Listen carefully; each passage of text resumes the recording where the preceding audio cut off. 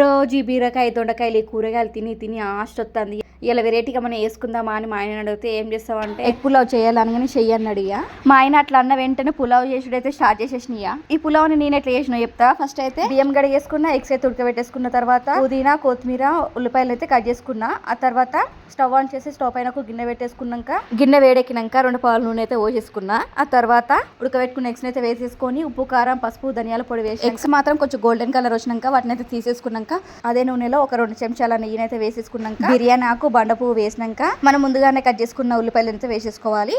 ఉల్లిపాయలు golden brown colour వచ్చినాక ఉప్పు కారం పసుపు ధనియాల పొడి గరం మసాలా అల్లం వెల్లుల్లి పేస్ట్ కొత్తిమీర పుదీనా వేసేసి కొంచెం వేగినాక పెరుగునైతే వేసేసుకోవాలి. పెరుగు వేసుకునేటప్పుడు మాత్రం స్టవ్ని లో ఫ్లేమ్లో పెట్టుకొని మాత్రమే వేసుకోవాలి. పెరుగు వేసాక ఆయిల్లో ఫ్రై చేసుకునే ఎగ్స్ని కూడా వేసేసుకొని ఆయిల్ పైకి వచ్చేంత వరకు అయితే ఉంచేసుకోవాలి. ఆయిల్ పైకి వచ్చిన తర్వాత ఎగ్స్ని తీసేసి రైస్ని అయితే వేసేసుకోవాలి. ఈ రైస్ను ఒక 5 మినిట్స్ ఆ మసాలాలోనే వేపాలి. అలా వేగినాక ఎసరు పోసేసుకున్నాక ఆల్మోస్ట్ అన్నం దగ్గర పడుతున్నప్పుడు ఎగ్స్ను కొత్తిమీరను వేసేసి 5 మినిట్స్ స్టవ్ పైన ఉంచేసి దించేసుకుంటే అంతే ఎగ్ పులావ్ అయితే రెడీ.